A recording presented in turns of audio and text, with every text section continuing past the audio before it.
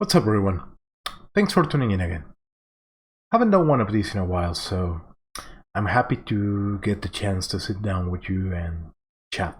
And if there's ever been a good time to sit down and chat in tranquility, it's this one. So yeah, I wanted to tell you a little story from back in the day to illustrate a point. I recently wrote an article about the millennial generation, and I didn't really like it because that kind of terminology can really lend itself to be really misunderstood, and I would rather not have that. But I think that a lot of people my age, early 30s, late 20s, a lot of them are coming at this point in life where they feel at odds with things. They feel as if they lack the proper support system to allow them to perform as an adult in the world. They have such and such issue getting into the real estate market. They have issues renting a place, of all things, to themselves. And and that behavior is really widespread for some reason, and I wanted to offer my observations why. And I think that what's happened with most people my age, um, and by that I mean people born in the 80s and 90s, is that they were fed misinformation, as in how to become an adult. And I remember that back in the day, when I was 16, I got my first formal job at a call center, as in the very first job that I ever got, getting pay stubs and paying taxes and all that. Nobody in my family have ever had anything like that before, ever. So when my family learned about that, well, they sort of became starstruck about it, and they sort of started taking me for granted. And my father even had a couple conversations with me where he will go on these lines of thought about, well, he told me that I needed to stay at that job to work my way up the ranks. He will tell me that I eventually was destined to become a supervisor, to settle down, to eventually get married and all that. And and I think that's what happened to most people in my generation. And this is what's led to their malaise. That's why they feel as as if they lack the means to fend off for themselves in the world, because they just bought into that version of the world that was presented by parent figures, somebody who was an authority to them, or anything of the sort. And I think that what happens is that the world changes too much and too fast these days. And I recently recorded a podcast where one of my guests told me that if you are trying to be smart about life, you should be good at adapting, at switching contexts, at trying to devise what the tendencies are and acting accordingly. And I really got a lot of mileage out of that. I like to sit down and reflect on things in silence by myself a lot of times. And I've been thinking a lot about that statement because I think that it is indeed true. You cannot just live your life pretending that just because of the fact that you stuck to the rules, that you did everything right, that you followed the pattern that other people laid down for you, you cannot expect to be successful just on the basis of that. Maybe 30 or 40 years ago that would have worked, but not anymore.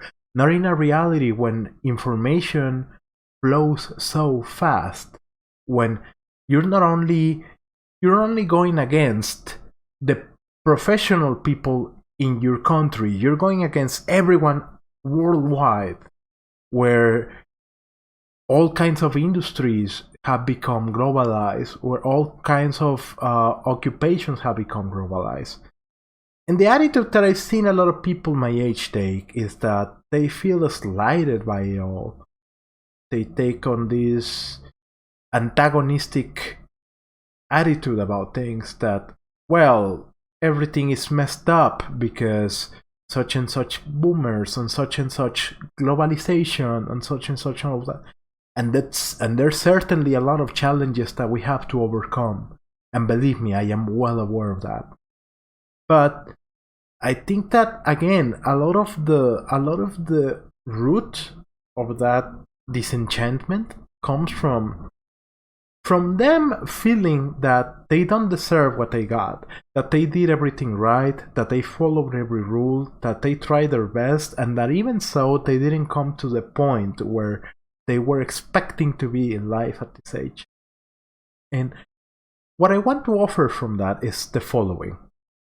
That series of conversations that I had with my father, I'm certain that they came from the best of places in his heart, because of course he was trying to offer wisdom the best way that he saw fit.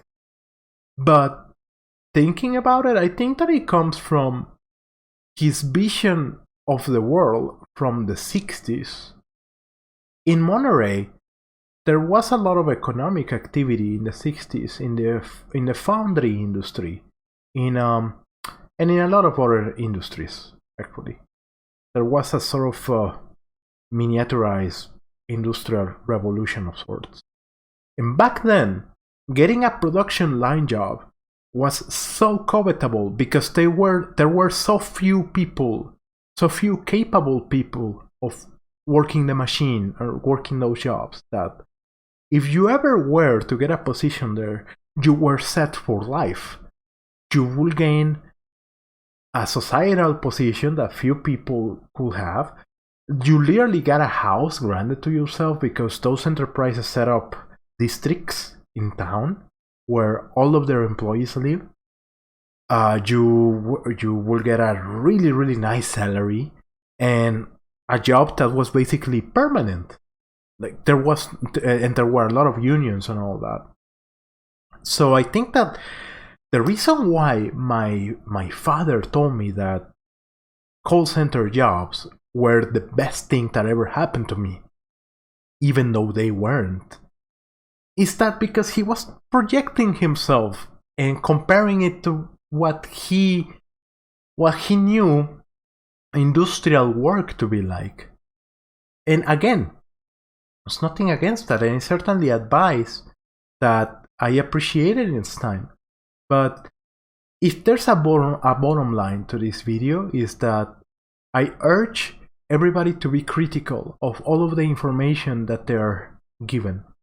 Because even more nowadays, in such a volatile reality, where things change so much every 4 or 5 years or so, none of that information even holds up anymore.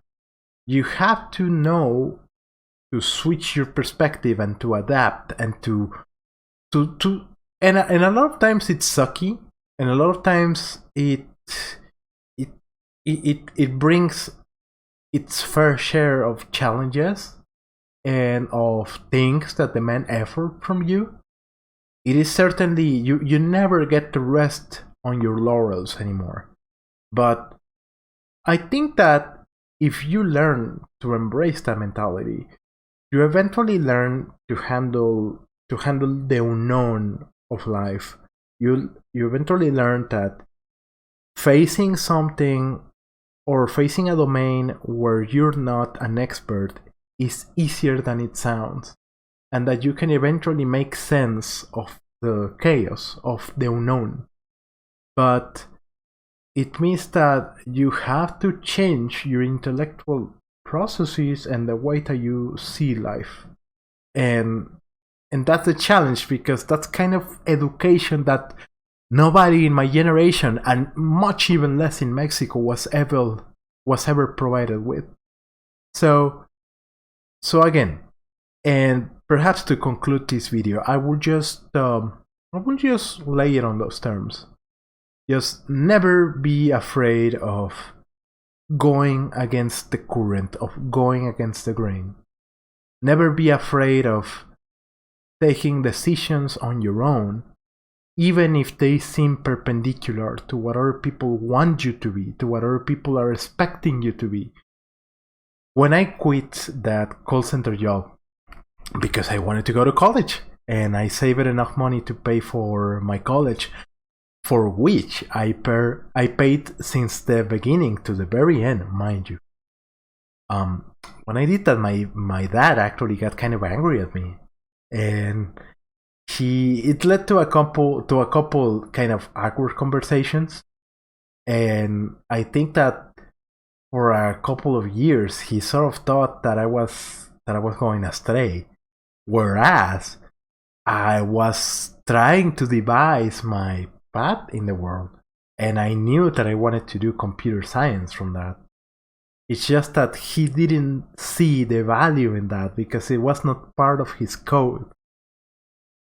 And I know how hard it is for some people to grasp this kind of thing. Even more because millennial people love old things. Everybody loves vintage, everybody loves classic, and abuelita is the non plus ultra in all of the world. You know what I mean? So a lot of people are really enamored of those ideas of the things of your. But I think that this is the time to let go of all of those preconceptions of things and maybe embrace the new. Maybe embrace. It's funny because you know how they have been rebooting every 90s intellectual property, like Rocco and all of those cartoons. So there was this Rocco episode which premiered like a couple months ago, but the script in that, it was very tongue-in-cheek, where the cartoon itself was about the protagonist, Rocco, not wanting to move on from the 90s and demanding that their show return. And it is an episode that documents how they have to come to terms with modernity, and I think that that's very much what every one of us needs to do right now, because the world is in dire need of embracing the future right now. And it's gonna suck because in a lot of ways we're gonna have to like be the best of both worlds, the best of the analog world and the digital world. And that's a challenge that's really, really hard for people. But I think that it brings a lot of reward from it. If you actually embrace the mentality, if you actually grab the bull by the horns, that will give you the skills that you actually need to live the good life. And again, I know that this is not for everyone. If you took up your father's profession and you're doing great at it and you're living great because of it, and if you just settled and married and all that, and if it's going great for you, kudos for that. That's great. But I think but I think the reason why there's so many people again with those such heavy feelings of malaise, of being left to their own devices, I think that if there's so many people feeling that way, it's because we need more people to be aware of the fact that sometimes you have to go against the grain and look up things on your own, delve into things, move into new things, do new things, talk to new people, work at new places, take up a new profession, take up a new skill. And I think that's the epicentral ability to living the good life this time in this time and age. So thank you so much for listening. I hope that no matter where you are, that you're sheltering in place, that you're safe. And I'll talk to you soon. And I hope that you have a great one. Okay? See you around.